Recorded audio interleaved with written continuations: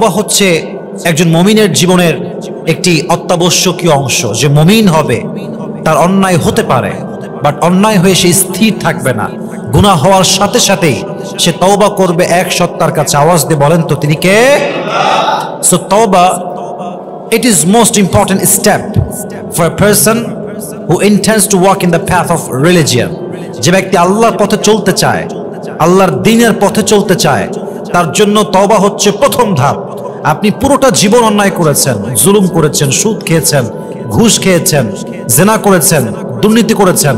আপনি যখন জীবন পরিবর্তন করতে চান, the first step is you have to be repent to your Lord whatever you have committed in your past. আগে যা করেছেন এই সব কিছুর জন্য অনুতপ্ত হবেন এক সত্তার কাছে, তিনি কে? So tawbah is the first step if you want to change your life. প্রিয় ভাইরা, আজকে আমরা তওবাকে কিছুটা ইন ডিটেইলস হাইলাইট করব। তবে প্রত্যেকটা কথা হৃদয় থেকে অনুধাবন করে শুনতে হবে। প্রত্যেকটা কথা হৃদয়ের কান দিয়ে শুনতে হবে, অনুধাবন করতে হবে, ফিল করতে হবে। যখন আপনার মাঝে রিয়েলাইজেশন কাজ করবে আপনার গুনাহ নিয়ে, আপনার অন্যায় নিয়ে, পাপ নিয়ে, তখনই আপনার তওবাটা আল্লাহ তাআলার কাছে কবুল হতে পারে। মাথায় রাখবেন, যার তওবা করার সুযোগ হয়েছে, যাকে আল্লাহ তাআলা তওবা করার তৌফিক দিয়েছে, এই তৌফিক দেওয়াই হচ্ছে প্রমাণ যে আল্লাহ তার তওবা কবুল করবে, বিধায় তাকে তৌফিক দিয়েছে। সুবহানাল্লাহ পড়বেন না আপনারা সবাই? আমি ছোট্ট একটা কোটেশন পড়লাম কালকে, ওখানে ছোট্ট করে লেখা ছিল, জাস্ট ছোট্ট একটা মেসেজ শেয়ার করছি। হাসান বসরি নাম, আপনারা সবাই শুনছেন না যুবক ভাইরা? আপনারা সবাই, হাসান বসরি से किसी ने पूछा कि अगर कोई बंदा गुनाह करे तो उसका तौबा कबूल हो सकता है? तो उसने जवाब दिया कि तौबा उस वक्त तक इंसान नहीं कर सकता जब तक अल्लाह उसको तौफीक अता ना फरमाए, और जब किसी को तौबा करने की तौफीक दी जाती है तो इस बात में कोई शक नहीं है कि उसकी तौबा कबूल हो जाएगी। सुबहानाल्लाह पढ़বেন না আপনারা? ওনাকে বলা হলো, আচ্ছা বলেন তো, কোন গুনাহগার বান্দার তওবা কি আল্লাহর কাছে কবুল হতে পারে? এটা কি সম্ভব কবুল হওয়া? উনি বললেন, একজন বান্দা ততক্ষণ পর্যন্ত তওবা করতে পারে না যতক্ষণ পর্যন্ত তার তওবার তৌফিক আল্লাহ তাকে না দেয়। আর যখনই তওবার তৌফিক হয়ে যায়, আল্লাহ আপনাকে সুযোগ দিয়েছে ইস্তেগফার করার, আপনাকে আল্লাহ সুযোগ দিয়েছে তওবা করার, এর মানেই হচ্ছে আল্লাহ আপনার তওবা কবুল করবে, বিধায় আপনাকে সুযোগ দিয়েছে। সুবহানাল্লাহ পড়বেন না আপনারা? আল্লাহু আকবার, কি সুন্দর কথা, কি সুন্দর জবাব তার। এজন্য তওবাকে আমরা ইন ডিটেইলস জানবো আজকে। সকলে বলেন ইনশাআল্লাহ। প্রিয় যুবক ভাইরা, আমার প্রিয় মা এবং বোনেরা যারা আমাকে শুনবেন আগামীতে, একটা কথা মাথায় রাখবেন, আল্লাহ তাআলা মানুষকে সৃষ্টি করেছেন এমন ভাবে, মানুষের মাঝে যেমন রয়েছে আকল কিংবা বিবেকের প্রহরা, ঠিক তেমনি ভাবে এক্স্যাক্টলি মানুষের মাঝে রয়েছে নফস কিংবা শয়তানের কুমন্ত্রণা। মানুষ তার জীবনে এন্টায়ার লাইফে যত ভালো কাজ করে, যত সুন্দর কাজ করে, মানুষের উপকার করে, ভালো কাজ করে, সেটা আকল খাটিয়ে করে, বিবেকের জন্য করে। ঠিক তেমনি ভাবে মানুষ তার নফসের পাল্লায় পড়ে, শয়তানের কুমন্ত্রণায় পড়ে গুনাহ করে, পাপ করে। যখনই মানুষ কোনো পাপ করে, তখন শয়তান তার সামনে পাপের কাজগুলোকে সুশোভিত করে উপস্থাপন করে। ফলে পাপগ্রস্ত ব্যক্তি পাপ করতে করতে পাপে সে নেশাগ্রস্ত ব্যক্তির মতো হয়ে যায়। কিন্তু যখন সে after having done those things, এই কাজগুলো করার পরে, when he realized that he has committed something wrong, যে আমি ভুল করে ফেলেছি, and now it is the right time to go back to my Lord, it is the right time to be repent to my Lord, এটা আমার সঠিক সময় রবের কাছে ফিরে যাওয়ার, আমাকে তওবা করতে হবে। আল্লাহ তাআলা বলছেন, বান্দার সমস্ত কাজের মাঝে বান্দা যখন অন্যায় থেকে আমার কাছে ফিরে এসে তওবা করে, আমি তার এই কাজটাকে সবচাইতে বেশি ভালোবাসি। সুবহানাল্লাহ পড়েন। এজন্য কোরআনে আল্লাহ তাআলা বলেছেন, ইন্নাল্লাহা ইউহিব্বুত তাওয়াবিনা ওয়া ইউহিব্বুল মুতাতাহহিরিন। যেই বান্দা আল্লাহর কাছে তওবা করে ফিরে যায়, তাকে ভালোবাসে একজন, তিনি কে? আবার আল্লাহ রাব্বুল আলামিন সেই বান্দাকেও ভালোবাসেন। ওয়া ইউহিব্বুল মুতাতাহহিরিন, যে বান্দার পবিত্র পছন্দ করে তাকে ভালোবাসে একজন, তিনি কে? তাহলে বোঝা গেল যে বান্দা তওবা করে তাকে আল্লাহ তাআলা নিজেই ভালোবাসে। সুবহানাল্লাহ পড়েন সবাই আপনারা। এখন আসেন, what is the importance of তওবা? তওবার প্রয়োজনটা কেন? তওবার গুরুত্ব কত বেশি? যুবক ভাইরা চোখে চোখ রাখেন, কথাগুলোকে ভালো করে বুঝে শুনে ফিল করা ট্রাই করেন। আমাদের ভেতরে একটা নফস আছে, প্রবৃত্তি। এই নফস কিংবা প্রবৃত্তির অনুসরণ করে মানুষ অন্যায়ের কাজ করে। বুঝবেন কথাগুলো। অন্যায়ের কাজ যখন মানুষ করতে থাকে তখন সে এমন একজন ব্যক্তি হয় যেমন নেশাগ্রস্ত ব্যক্তি। দেখবেন যারা গাঁজায় আসক্ত, মদে আসক্ত, বিড়িতে আসক্ত, নেশা করতে করতে মানুষ এমন একটা লেভেলে আসে, এমন একটা স্টেজে আসে যখন সে গাঁজা না সেবন করলে আর ঘুমাইতে পারে না, যখন সে নেশাকে গ্রহণ না করলে আর ঘুমাইতে পারে না। ঠিক তেমনি ভাবে যখন বান্দা গুনাহ করতেই থাকে তখন সেই ব্যক্তি নেশাগ্রস্ত হয়ে যায়, পাপাসক্ত হয়ে যায়। আর পাপ কাজ করতে করতে হৃদয় স্পট এত বেশি পড়ে, পুরো হৃদয়টা কালো দাগ দিয়ে ভরে যায়। ফলে অন্যায়কে আর অন্যায় মনে হয় না, সুদকে সুদ মনে হয় না, ঘুষকে ঘুষ মনে হয় না, হারামকে হারাম মনে হয় না, জেনাকে জেনা মনে হয় না। সব কাজ মানুষ তখন দেদারসে করতে থাকে। অতএব এই মুহূর্তে বান্দা যদি তওবা না করে তাহলে সে কনফার্ম জাহান্নামী হয়ে যাবে। ঠিক কিনা বলেন? এই জন্য তওবা অত্যন্ত জরুরি। অতএব ভুল হতে পারে, অন্যায় হতে পারে, গুনাহ হতে পারে, বাট আমরা স্থির না থেকে তওবা করব এক সপ্তাহের কাছে। আওয়াজ দিয়ে বলেন তো তিনি কে? তওবা কবুলের শর্ত কি যুবক ভাইরা জানতে হবে আপনাদের সবাইকে। যে কোনো মেয়ে অনেক অন্যায় করেছে, রিলেশনশিপ ছিল আগে, ফিরে আসছে, হারামে ছিল, ফিরে আসছে, বেপর্দা ছিল, পর্দাশীল হয়েছে। একজন যুবক যে আগে অ্যাডিক্টেড ছিল, ফিরে আসছে। একজন যুবক আগে যে দাড়ি শেভ করতো, he came back to his lord, ফিরে আসছে। একজন যুবক যে আগে পর্নোগ্রাফি দেখতো, ফিরে আসছে। তার তওবা সে করবে কেমন করে জানার দরকার যুবক ভাইরা, আছে না নাই? নাম্বার 1 কন্ডিশন, যে তওবা আপনি করতে চান, প্রথম আপনার শর্ত হচ্ছে you have to be repent whatever you have committed in your past. যা করেছেন আগের জীবনে, প্রথমে আপনার কাছে এটা মাথায় রাখতে হবে যে আমি রবের কাছে অনুতপ্ত হচ্ছি, আল্লাহর কাছে আমি তওবা করছি। রাজি আছেন তো ইনশাআল্লাহ? Number 2, you have to hate that sin from your heart. যে অন্যায় আপনি করে এসেছেন এটাকে মনে প্রাণে ঘৃণা করবেন। Number 3, you have to promise to your Lord that you will never ever repeat this sin again in your entire life. আপনি আপনার জীবনে যে গুনাহটা অতীতে করে আসছেন, আগামীতে আর কখনো এই গুনাহটা করবেন না। রাজি আছেন তো ইনশাআল্লাহ? এই শর্তগুলো যে মানবে তার প্রত্যেকটা তওবার স্টেপকে কবুল করে নেবে একজন। আওয়াজ দিয়ে বলেন তো তিনি কে? তবে তওবার ব্যাপারটা হচ্ছে দুই ভাবে হিসাব করবেন। এক হচ্ছে বান্দার হক, এক হচ্ছে আল্লাহর হক। আল্লাহর হক, নামাজ পড়েন নাই, রোজা রাখেন নাই, হজ করেন নাই, যাকাত আদায় করেন নাই, তওবা করলে আল্লাহ কবুল করতে পারে। বাট যদি আপনি বান্দার সঙ্গে গুনাহ করেন, অন্যায় করেন, জুলুম করেন, প্রথম শর্ত বান্দার কাছে ক্ষমা চাইতে হবে। কথা কি বোঝা যায় যুবক ভাইরা? বান্দাকে ক্ষমা চাইতে হবে যে ভাই আপনার কাছে ভুল করেছিলাম, ক্ষমা চাই। নাম্বার 1। নাম্বার 2, যদি আপনি তার কোনো হক নষ্ট করেন, কারো সম্পদ লুণ্ঠন করেছেন, কারো জমিকে আত্মসাৎ করেছেন, তাকে তার প্রাপ্য ফিরিয়ে দেওয়া লাগবে। 1, তার কাছে ক্ষমা চাবেন। 2, তার যে প্রাপ্য তাকে ফিরাই দিবেন। তাহলে আপনার তওবাকে পরিপূর্ণ খাঁটি তওবা হিসেবে কবুল করবে একজন। আওয়াজ দিয়ে বলেন তো তিনি কে? এবার বলেন তো যুবক ভাইরা, আমাদের জীবনে জুলুম, অন্যায়, গুনাহ, সুদ, ঘুষ, পর্নোগ্রাফি, যে কোনো গুনাহ, এমন কোন যুবক কি পৃথিবীতে আছে যে যুবক বলতে পারবে যে আমি আমার পুরো এন্টায়ার লাইফে, পুরো জীবনে একটা গুনাহ করি না? এমন কোন যুবক কি পৃথিবীতে আছে? কেউ নাই। Everyone is a sinner, doesn't matter whether it is big or small. কেউ না কেউ যে কোনো ভাবে, ছোট হোক বড় হোক, একটা না একটা অন্যায় আমরা জীবনে করেছি। And this is the nature of human being on earth. এটাই মানুষের স্বভাব, এটাই মানুষের নেচার। এখন আমি যে হাদিসগুলো আপনাকে বলবো, যে আয়াতগুলো বলবো, যে হাদিসে কুদসিগুলো শেয়ার করব, প্রত্যেকটা আয়াত, প্রত্যেকটা হাদিস, প্রত্যেকটা হাদিসে কুদসি আপনাকে আল্লাহর পথে ফিরে আসতে মোটিভেট করবে। সকলেই পড়েন সুবহানাল্লাহ। গুনাহগারের জন্য মোটিভেশন। আজকের ওয়াজটা তাদের জন্য অনেক বেশি এফেক্টিভ হবে যারা আল্লাহর কাছে ফিরে আসতে চায়। আজকের এই ওয়াজ সেই মেয়ের জন্য অনেক বেশি মোটিভেশন হবে যে মেয়েটা পর্দাশীল হতে চায়। আজকের এই ওয়াজটা তাদের জন্য অনেক বেশি এফেক্টিভ হবে যারা নেশা থেকে ফিরে আসতে চায়। আজকের এই ওয়াজ তাদের জন্য অনেক বেশি কার্যকর হবে যারা হারাম রিলেশনশিপ থেকে ফিরে আসতে চায়। এত সুন্দর সুন্দর কথা হাদিসে আসছে, এক একটা হাদিস শুনলে পরিপূর্ণ আল্লাহর প্রিয় বান্দা হতে মনে চাইবে। সুবহানাল্লাহ পড়েন সবাই। প্রথম হাদিস, এটা হচ্ছে হাদিসে কুদসি। মান তাকাররাবা ইলাইয়া শিবরান তাকাররাবতু ইলাইহি যিরান। আল্লাহর ভালোবাসা বোঝার ট্রাই করেন। আল্লাহ রাব্বুল আলামিন বলছেন, আমার কোন বান্দা যখন আমার দিকে 1 বিঘত অগ্রসর হয়, আমার রহমত তার দিকে 1 হাত পরিমাণ অগ্রসর হয়। সুবহানাল্লাহ পড়েন।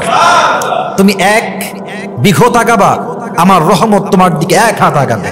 ওয়ামান তাকাররাবা ইলাইয়া যিরাআন ইলাইহি বা'আন, আমার যে বান্দা আমার দিকে এক হাত আগাবে আমার রহমত তার দিকে দুই হাত আগাবে। সুবহানাল্লাহ, আল্লাহু আকবার। কি সুন্দর হাদিসে কুদসি, ওয়া ইযা আকবালা ইলাইয়া ইয়ামশি আকবালতু ইলাইহি আহরুল, আমার যেই বান্দা আমার দিকে হেঁটে হেঁটে আসবে আমার রহমত তার দিকে দৌড়ে দৌড়ে অগ্রসর হয়ে যাবে। সুবহানাল্লাহ। আপনি যখন বান্দা হয়ে আল্লাহকে ডাকেন, আল্লাহ আপনাকে ওয়েলকাম জানায়, ওয়েলকাম ওয়েলকাম, আসো, তোমাকে মাফ করার জন্য আমি আল্লাহ বসে আছি, তুমি খালি ক্ষমা চাও, ক্ষমা চাইতে দেরি হবে, আমি আল্লাহ ক্ষমা করতে দেরি হবে না। সুবহানাল্লাহ। শয়তান যখন মারদুদ হলো, বিতাড়িত হলো, তখন শয়তান বলল, আল্লাহ আমি তোমাকে চ্যালেঞ্জ দিলাম, দিস ইজ মাই চ্যালেঞ্জ। কি চ্যালেঞ্জ? তোমার পৃথিবীতে যত মানুষ তুমি সৃষ্টি করবে প্রত্যেকটা মানুষকে আমি ওয়াসওয়াসা দিব, গুনাহ করাবো, জুলুম করাবো, পাপ করাবো, এবং তোমার সমস্ত বান্দাগুলোকে আমি জাহান্নামে নিক্ষেপ করব। আল্লাহ বললেন, চ্যালেঞ্জ ইজ অ্যাকসেপ্টেড, যাও তোমার চ্যালেঞ্জ গ্রহণ করা হলো। তবে হ্যাঁ শোনো শয়তান, তোমাকে বলে রাখি, আমার বান্দা যদি তোমার ওয়াসওয়াসায় পড়ে সারা জীবন অন্যায় করে, সারা জীবন জুলুম করে, পাপ করে, আর আমার বান্দা একবার যদি পড়ে আস্তাগফিরুল্লাহ, আমি সঙ্গে সঙ্গে বান্দার জীবনের সমস্ত গুনাহগাতা মাফ করে দিব। সুবহানাল্লাহ। I will forgive all the sins of his entire life, whatever he has committed in his past. সে যা করেছে একবার পড়বে, আল্লাহ আমি তোমার কাছে ক্ষমা চাই, আস্তাগফিরুল্লাহ, আল্লাহুম্মা গফিরলি, ও আল্লাহ forgive me, I seek your forgiveness, at the same time I will forgive him. সে সুবহানাল্লাহ। বান্দা তওবা করার সঙ্গে সঙ্গে তার তওবাকে কবুল করে নেবে। একজন আওয়াজ দিয়ে বলেন তো তিনি কে? শুধু এতটুকু নয়, দেখেন একটু বুঝবেন যুবক ভাই, আমার চোখে চোখ রাখেন, আল্লাহর সিস্টেমটা বোঝার ট্রাই করেন। আল্লাহ কত দয়াময়। দেখেন, আপনি প্ল্যান করেছেন কালকে আপনি সিনেমা হলে গিয়ে সিনেমা দেখবেন, প্ল্যান, এটাকে আপনি এখন ইমপ্লিমেন্ট করেন নাই। গুনাহের ইচ্ছা যখন বান্দা করে, গুনাহ যতক্ষণ পর্যন্ত সে না করে আল্লাহ তার আমল নামায় গুনাহটা লেখেন না। এর বিপরীত দেখেন, বান্দা যখন কোনো ইচ্ছা করে যে কালকে আমি ভালো কাজ করব, অমুক কাজটা, for an example, before you go to sleep আপনি নিয়ত করেছেন যে আমি আজকে তাহাজ্জুদটা পড়ব, জাস্ট নিয়ত, ইট ইজ জাস্ট ইন্টেনশন, নিয়ত যে আমি পড়বো ইনশাআল্লাহ। আপনি এখনো পড়েন নাই, আপনি নিয়ত যে করেছেন তাতেই আল্লাহ আপনার আমলনামায় সওয়াব লিখে দিবেন, শুধু নিয়তের জন্য। আরেকটা আপনাকে পয়েন্ট বোঝায়, ইসলাম কতটা মার্জিত, রব কতটা দয়াময়, কতটা মায়াময় তিনি। শয়তান তুই কি করবি আমার বান্দাকে ওয়াসওয়াসা দিয়ে? আমার বান্দা একটা আমল করবে, আমি আল্লাহ ওই আমলকে ডাবল করে দিব। সুবহানাল্লাহ পড়েন। নবীজি বলছে, আল্লাহ ডাবল করলে আমি খুশি না, আমাকে আরো বাড়ায় দেন আমার উম্মতের জন্য। আল্লাহ বলছে, ঠিক আছে নবী যান, ডাবল না, আপনার যেই বান্দা আমার রাস্তায় এক গুণ আসবে, এক গুণ দিবে, এক গুণ দান করবে, তাকে আমি মান জাআ বিল হাসানা ফালাহু আশরু আমসালিহা, যেই বান্দা এক গুণ দিবে তাকে আমি আল্লাহ 10 গুণ বাড়ায় দান করব। নবীজি বললেন, আমি তাও খুশি না, আমাকে আরো বাড়ায় দেন। এবার আল্লাহ তাআলা বললেন, সাবআ সানাবিলা ফি কুল্লি সুমবুলাতিন মিয়াতু হাব্বা, ও নবী এবার আপনি শুনেন, আমার খবর শুনে নেন আপনি ভালো করে। আপনার যেই বান্দা আমার রাস্তায় একটা ভালো কাজ করবে, একটা আমল করবে, একটা দান করবে, আমি তাকে 700 গুণ বাড়ায় দান করব। শয়তান তুই কি করবি? ওয়াসওয়াসা দিয়ে আমার বান্দাকে জাহান্নামে দিবি? হবে না, আমি তাকে প্রোটেক্ট করব, অবশ্যই প্রোটেক্ট করব তাকে, আমার বান্দাকে আমি। ইন্নামা ইউওয়াফাস সাবিরুনা আজরাহুম বিগাইরি হিসাব, আর আমার যে বান্দা ধৈর্যশীল হয়ে মারা যাবে তাকে আমি বিনা হিসাবে জান্নাতে প্রবেশ করাবো। সুবহানাল্লাহ। এবার আসেন দুনিয়ার সিস্টেম আপনাকে বোঝাই। আমরা যেখানে আছি এখান থেকে আমাদের জেলখানা, বিভাগীয় জেলখানা খুবই কাছে, খুবই কাছে, 5 মিনিট হয়তো বা লাগবে। দেখবেন জেলখানায় যখন কোনো আসামি প্রবেশ করে, একবার গেছে বের হয়েছে, একবার গেছে বের হয়েছে, আরেকবার গেছে আবার বের হয়েছে, এভাবে যখন কোনো আসামি জেলখানায় যায় বের হয়, যায় বের হয়, তখন তার নামটা আসামির খাতায় লেখা হয় দাগি চোর, দাগি ডাকাতি, দাগি গুন্ডা, দাগি মাস্তান, তার নামটা ব্লক লিস্টে পড়ে যায়। কথা কি বোঝা যায় যুবক ভাইরা? মোস্ট ওয়ান্টেড ক্রিমিনাল, সব জায়গায় তার নাম ব্লক লিস্টে। সে যেই কান্ট্রিতে যাবে he will be arrested in that country, তাকে সঙ্গে সঙ্গে অ্যারেস্ট করা হবে, ব্লক। তাহলে বোঝা গেল দুনিয়ার সিস্টেম বারবার অন্যায় করলে লাল কালি পড়ে যায়, ব্লক লিস্টে নাম চলে আসে, ঠিক কিনা বলেন যুবক ভাইরা? এবার আল্লাহর সিস্টেম দেখেন, বান্দা যখন কোনো গুনাহ করে তার নামটা গুনাহের খাতায় লেখা হয়, অমুক বান্দা অমুক গুনাহ করেছে।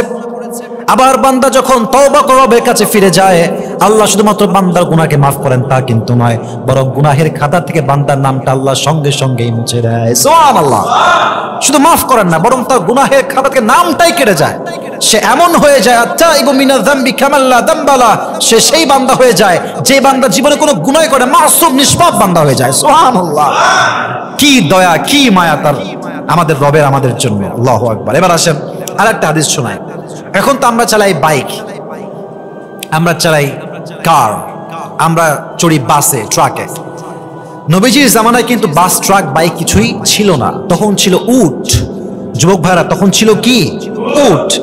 তো হাদিসে আসছে বান্দা যখন তওবা করে আল্লাহর কাছে ফিরে আসে, এক বান্দার উট যদি মরুভূমির মাঝে হারিয়ে যায়, উট ছাড়া মরুভূমির জীবনে যে কত কষ্ট, কত স্ট্রাগল, এটা সেই বান্দাই বুঝবে।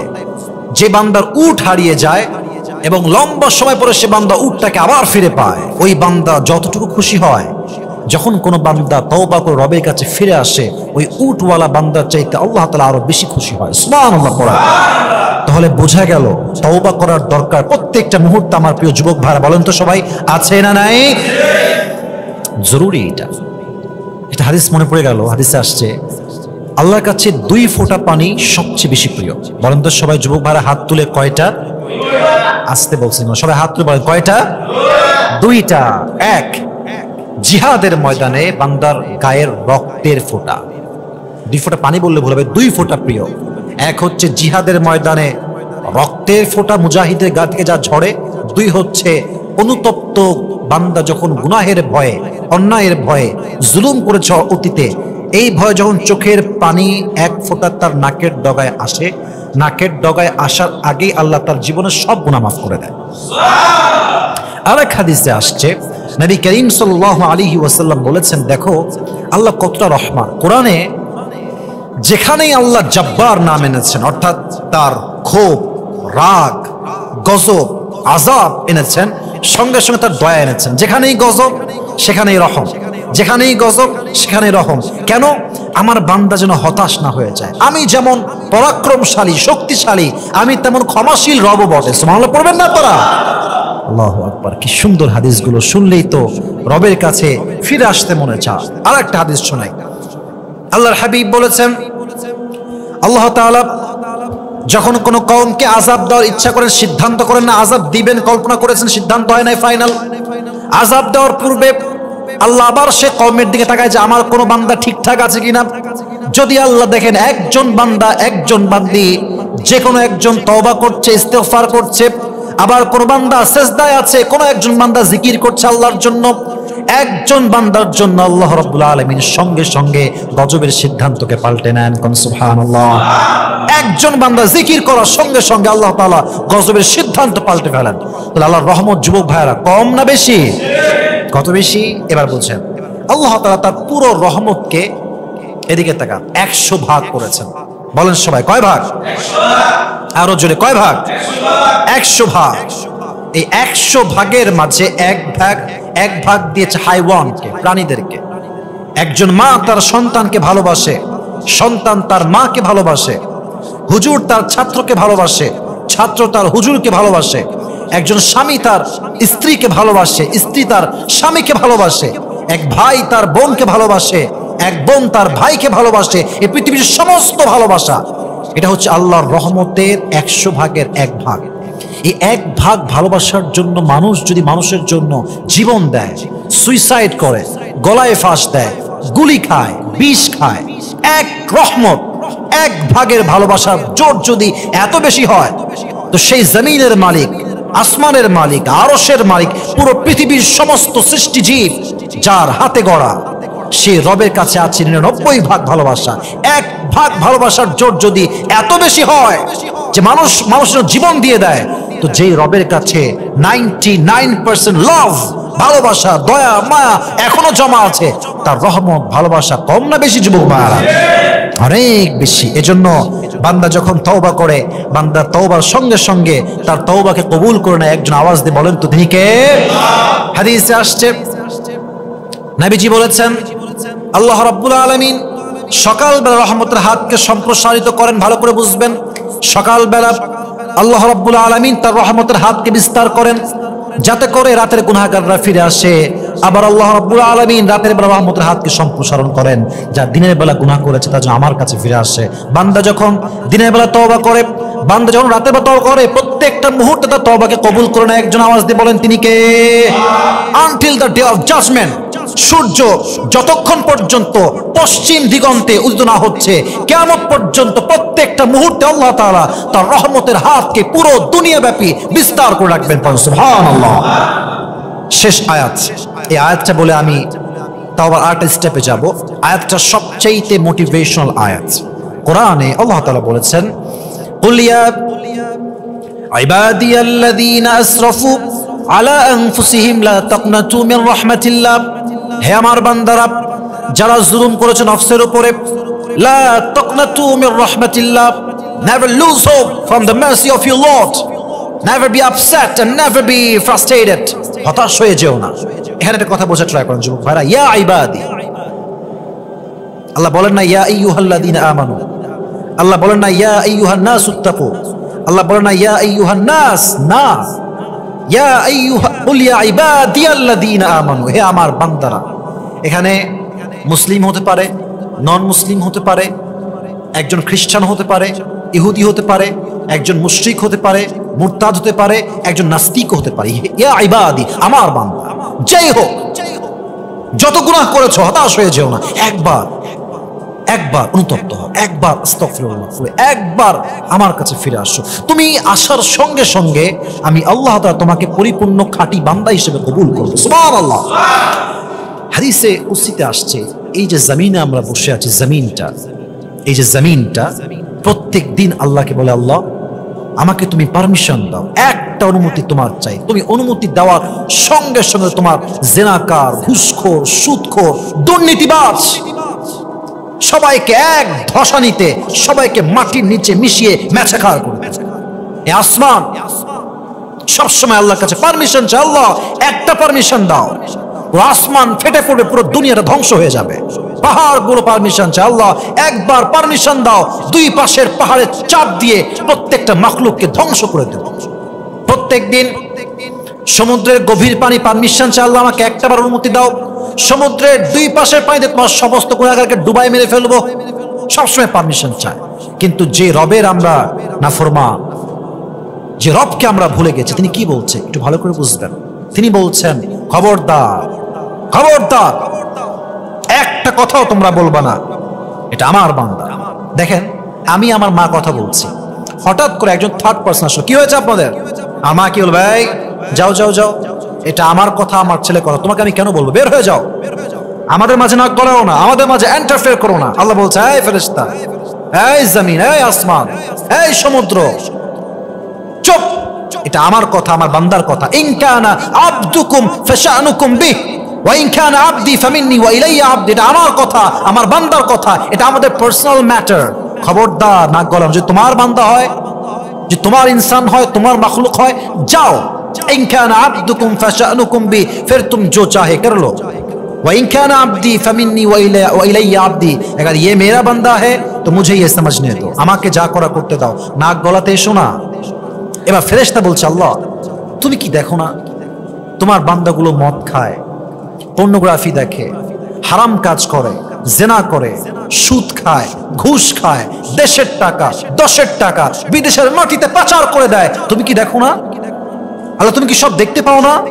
আল্লাহ বলে, সব দেখতে পাই, সব দেখার পরেও ইজ্জতি ওয়া জালালি, আমার ইজ্জতের কসম, আমার জালালিয়াতের কসম, আমি অপেক্ষায় থাকি, এই বুঝি আমার বান্দা আমার দিকে ফিরে আসবে। সুবহানাল্লাহ পড়বেন না আপনারা?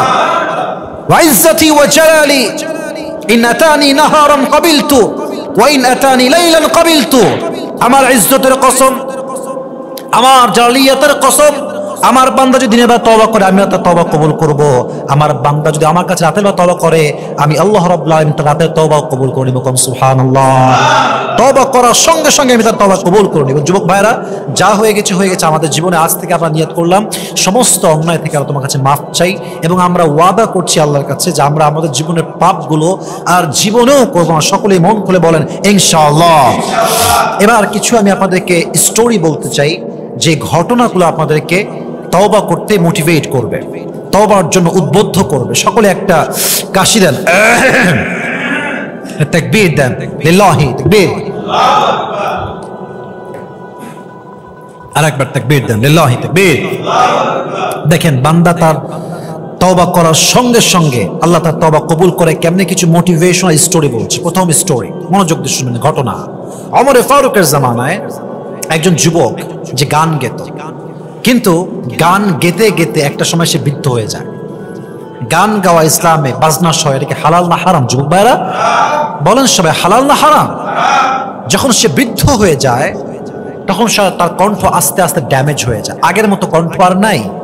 আগে গান গাইতো, মানুষ টাকা দিত, সব ঠিকঠাক ছিল। বাট যখন বৃদ্ধ হয়ে যায় এখন কেউ দাওয়াতও আর দেয় না, গানও গাইতে পারে না, আর তার রুটি রুজি সব বন্ধ হয়ে গেছে। সর্বশেষ সে গুনাহগার বান্দা হতাশ হয়ে, নিরাশ হয়ে, কষ্ট পেয়ে, বাধ্য হয়ে, মজবুর হয়ে, অপারগ হয়ে মসজিদ নববীতে আসছে। এসে আল্লাহকে বলছে, আল্লাহ একটা সময় টাকা ছিল, সম্পত্তি ছিল, সুর ছিল, ভয়েস ছিল, অনেক টাকা কামাইছে, মানুষ অনেক টাকা দিয়েছে। আজ আমার সুর নাই, গান নাই, কেউ আমাকে এক পয়সা কিছু দিতে চায় না, আমার রুটি নাই, রুজি নাই, তুমি আমার উপরে একটু রহম করায় আমার রব। সঙ্গে সঙ্গে আল্লাহ তাআলা ওই জামানার খলিফা, শ্রেষ্ঠ খলিফা, ইসলামের বীর মুজাহিদ খলিফা ওমরে ফারুককে স্বপ্নে দেখালেন, হে ওমর জলদি করে যাও, মসজিদ নববীর সামনে আমার একজন বান্দা বসে আছে, তার কিছু দরকার, তাকে তুমি পূরণ করে দাও। ওমরে ফারুক সঙ্গে সঙ্গে ঘুম থেকে উঠে দৌড় দিয়েছে মসজিদ নববীর দিকে। যখন ওমরের আওয়াজ সে শুনতে পেয়েছে যে Omar is coming from my back side, সে আওয়াজ শোনার সঙ্গে সঙ্গে উঠে দৌড় দিয়েছে। ওমরও দৌড় দিয়েছে, এই থামো থামো, স্টপ স্টপ, কই যাও তুমি ভাই, স্টপ, থামো। বলছে, ওমর আপনি কি আমাকে হত্যা করতে এসেছেন? আমি তো একজন গায়ক, আমি তো হারাম কাজ করে কামাই করেছি। বলছে, না না না, তো আপনি কে পাঠিয়েছে? আমি কইতে খবর পেয়েছেন আমি এখানে বসে আছি। ওমর বলছে, তুমি এতক্ষণ পর্যন্ত যাকে ডাকছিলা তিনি আমাকে তোমার কাছে পাঠিয়ে দিয়েছে। সুবহানাল্লাহ পড়বেন না? তিনি আমাকে পাঠিয়েছেন, বলো তোমার কি অবস্থা, কি চাই তোমার?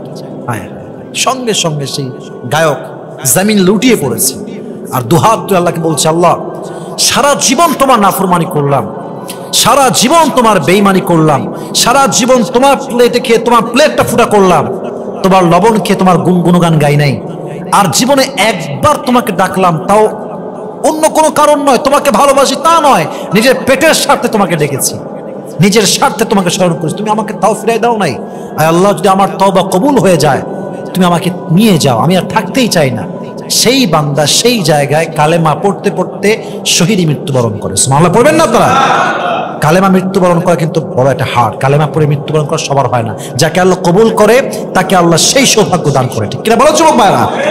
তাহলে সেই বান্দা যে আজীবন গান গেয়েছে তার তওবা যদি কবুল হয়, আপনার আমার তওবা কবুল হতে পারে কি পারে না? পারে। আরেকটা হাদিস শোনাই।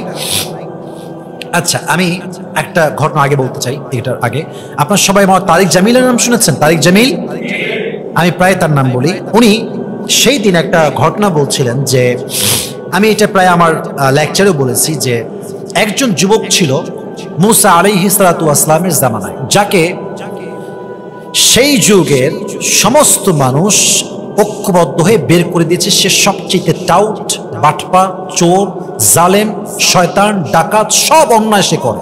পুরো এলাকার মানুষকে সে অস্থির করে ফেলেছিল। পুরো এলাকার মানুষ তাকে ধরে বাহিরে জঙ্গলে ফেলে দিয়ে আসছে। যখন 3 দিন 4 দিন 5 দিন পার হয়ে গেছে, খাবার দাবার সব শেষ, তখন সে বুঝে গিয়েছে জঙ্গলে আমাকে বাঁচাবার মতো কেউ নাই, আমাকে খাবার মতো খাওয়ানোর মতো কেউ নাই। সর্বশেষ সে আল্লাহর দিকে তাকিয়ে বলছে, আল্লাহ সারা জীবন শুনেছি আল্লাহ নামে একজন আছেন যিনি সবাইকে খেয়াল রাখেন, আল্লাহ সবাই আমাকে ছেড়ে দিয়েছে, তুমি আমাকে ছেড়ে দিও। এই কথা বলেছে, সঙ্গে সঙ্গে মারা গিয়েছে। মুসা আলাইহিস সালাতু ওয়াস সালাম স্বপ্নে দেখছেন যে কোনো একজন বান্দা অথবা আল্লাহ তাকে বলেছেন কথা, যেহেতু আল্লাহর সঙ্গে মুসার কথা হতো, ওয়াকাল্লামাল্লাহু মুসা তাকলিমা, দুইটা কথাই আসছে, কেউ বলে স্বপ্নে দেখেছে, কেউ বলে আল্লাহ নিজে কথা বলেছে। তো আল্লাহ বলছেন মুসা শোনো, আমার একজন প্রিয় বান্দা জামক জঙ্গলে মৃত্যুবরণ করেছে, তাকে সুন্দর করে দাফন কাফন করে জানাজার ব্যবস্থা করো। দৌড়ে গিয়েছে মুসা আলাইহিস সালাতু ওয়াস সালাম তার সমস্ত বনী ইসরাইলের মানুষগুলো। কোথায় সেই যুবক, কে সেই যুবক যে জঙ্গলে মারা গিয়েছে? আল্লাহ নিজে পাঠিয়েছে খবরটা। তাকে যখন উঠিয়েছে দেখছি তো সেই যুবক, যেই যুবককে আমরা বের করে দিয়েছি তার অন্যায়ের জন্য, জুলুমের জন্য। এবার মুসা বলছে আল্লাহ, সবাই বলছে এই যুবক সেই যুবক, যে যুবককে তারা বের করে দিয়েছে, আর তুমি বলছো তোমার প্রিয় বান্দা? এটা কেমনে সম্ভব? How come it possible? এটা কেমনে সম্ভব আল্লাহ? তো তারিক জামিল বললেন এই ঘটনা বলতে গিয়ে, আল্লাহ বলছে মুসা ये बंदा वैसा ही था जैसे कि ये लोग कह रहे हैं, ये वही इंसान है, लेकिन जब उसको खबर आया कि अल्लाह के सिवा कोई उसका अपना नहीं है, वो दाएं भी देखा, बाएं देखा, सामने देखा, पीछे देखा, फिर वो बेबस होकर मुझे पुकारने लगा। फिर मैंने सोचा जिसको हर किसी ने छोड़ दिया मैं भी उसे कैसे छोड़ दूं, ये मेरी रहमत को गवारा नहीं है। আমি ভাবলাম যেই বান্দাকে সবাই ভুলে গিয়েছে, যাকে সবাই ছেড়ে দিয়েছে এবং সে আমার দিকে তাকাচ্ছে, আমি তাকে রহম করব, আমি আল্লাহর রহমত আজ উথলাই পড়ে গেছে। সুবহানাল্লাহ পড়েছে সবাই আপনারা। আমি সহ্য করতে পারি না, আমার রহমত তার জন্য উথলে পড়েছে, আমি তাকে মাফ করেছি। মুসা যাও, জানাজা পড়াও, দাফন কাফন করো। একজন ইমানদার মুসলিমের কবর যেমন হবে তাকেও তোমার তেমন ভাবে কবরস্থ করো। পড়েন সুবহানাল্লাহ।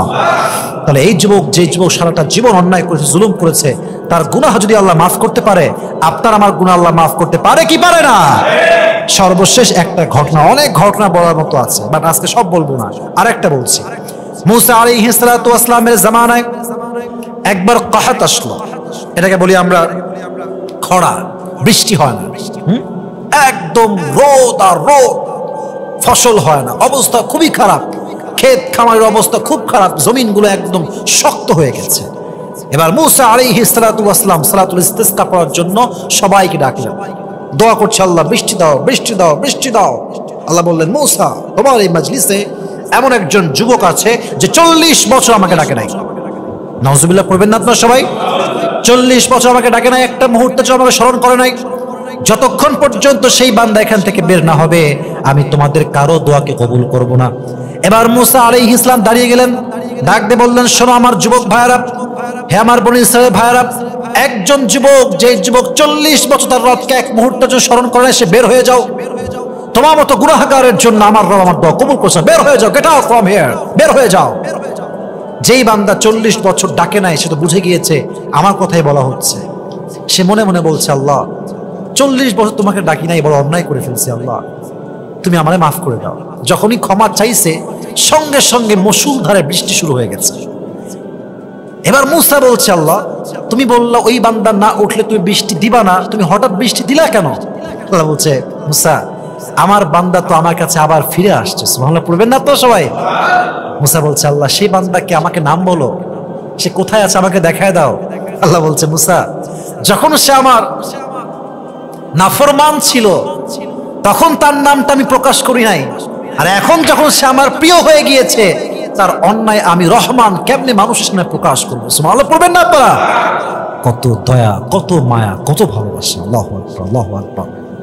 তিনি পৈতার দোয়াও কবুল করতে পারেন, তিনি সারা জীবন জুলুম করে আসা মানুষের দোয়া কবুল করতে পারে। আরে পাকিস্তানের top famous singer Junaid Jamshed, তিনি একটু সিঙ্গার ছিলেন, তিনি এমন ভাবে তওবা করেছেন, তার তওবা শুধু কবুল হয়েছে তা নয়, তিনি দিনের দায়ী হয়ে আল্লাহর রাস্তায় যাওয়ার সময় শহীদি মৃত্যু পেয়েছে। সুবহানাল্লাহ পড়বেন না তোরা? আপনাকে আমি কয়টা এক্সাম্পল দিব, কয়টা এক্সাম্পল আপনি বলেন আমাকে। এক্সাম্পলের কোনো অভাব নাই যুবক ভাইরা। এজন্য সারা জীবন আমরা গুনাহ করেছি, অন্যায় করেছি, it is the right time to be repent to আল্লাহ। রবের কাছে ফিরে আসতে হবে, আল্লাহর কাছে তওবা করতে হবে। আল্লাহ আমাদেরকে পরিপূর্ণ মন থেকে তওবা করার তৌফিক দান করুন। সকলেই পড়া আমিন। লাস্ট কথা, শেষ কথা, তওবা কবুল হয়েছে কিনা আমরা কেমনে বুঝবো? এটার কিছু নিদর্শন যুবক ভাইরা বলেন তো সবাই, আছে না নাই? এক, তওবা কবুল হওয়ার প্রথম নিদর্শন হচ্ছে তওবার আগের জীবনের চাইতে পরের জীবনটা উত্তম হবে। আমি আবারও আই রিপিট অ্যাগেন, তওবা কবুল হওয়ার প্রথম আলামত হচ্ছে তওবার পরের জীবন আগের জীবনের চাইতে অধিক গুণে উত্তম হবে, নাম্বার 1। নাম্বার 2, তওবার পরের জীবনে যে কোনো অন্যায় করতে গেলে আপনার হৃদয়ে ভয় কাজ করবে। একজন আওয়াজ দিয়ে বলেন তো তিনি কে? 3 নাম্বার, তওবার পরে যে কোনো গুনাহের কাজ করতে গেলে হৃদয়ে একটা কম্পন তৈরি হবে, ভয় ভয় লাগবে, এটা কম্পন লাগবে এবং খারাপ কাজ করতে আপনার বেশি একটা ভালো লাগবে না। 3 নাম্বার। 4 নাম্বার, এটার সঙ্গে অ্যাটাচড, কানেক্টেড, যে কোনো ভালো কাজ করতে আপনার হৃদয়ে প্রশান্তি অনুভব করবেন। ইযা সাররাতকা হাসানাতুকা ওয়া সাআতকা সাইয়্যাতুকা ফাআনতা মুমিন। যখন বান্দার কোনো ভালো কাজ তার হৃদয়কে প্রফুল্ল করে এবং খারাপ কাজ তার অন্তরকে অশান্তি করে দেয়, তাকে বুঝতে হবে তার হৃদয় ঈমানের নূর দিয়েছে একজন, তিনি কে? He is the real believer, he is the real মুমিন, সেই হচ্ছে প্রকৃতপক্ষের বিশ্বাসী। অতএব ভালো কাজ ভালো লাগবে, খারাপ কাজ খারাপ লাগবে। 5, তওবার পরের জীবনটা আপনার এমন হবে যেই জীবনে আপনার বন্ধু হবে সুদখোর না, আপনার বন্ধু ঘুষখোর না, আপনার বন্ধু হবে দিনদার, আপনার বন্ধু হবে আলেম, আপনার বন্ধু হবে প্রকৃতপক্ষের আল্লাহওয়ালা যুবক, ঠিক কিনা বলেন? তাহলে বোঝা গেল তওবা কবুল হয়েছে কিনা আলামত হচ্ছে তওবার পরের জীবন আগের জীবনের চাইতে সুন্দর হবে, তওবার আগের জীবনের চাইতে পরের জীবনে আল্লাহর ভয় তাকওয়া বেশি থাকবে। 3 নাম্বার, খারাপ কাজ করতে খারাপ লাগবে, ভালো কাজ করতে ভালো লাগবে। এবং 5 নাম্বার, তওবার পরের জীবনে আগের সে নষ্ট বন্ধু যা এখনো গাঁজা খায়, এখনো মদ খায়, এখনো সুদ খায়, সেই বন্ধু থাকবে না, বরং আপনার বন্ধু হবে প্রত্যেকটা দিনদার, পরহেজগার, মুত্তাকি, আল্লাহওয়ালা মানুষ, ঠিক কিনা বলে? আল্লাহ আমাদেরকে সেই তওবাটা পরিপূর্ণরূপে করে আল্লাহ তাআলার কাছে পরিপূর্ণরূপে ফিরে আসার তৌফিক দান করুক। সকলে আমরা মন খুলে পড়ি আমিন। ওয়া আখির দাওয়ানা আলহামদুলিল্লাহি রাব্বিল আলামিন। আসসালামু আলাইকুম ওয়া রাহমাতুল্লাহি ওয়া বারাকাতুহু।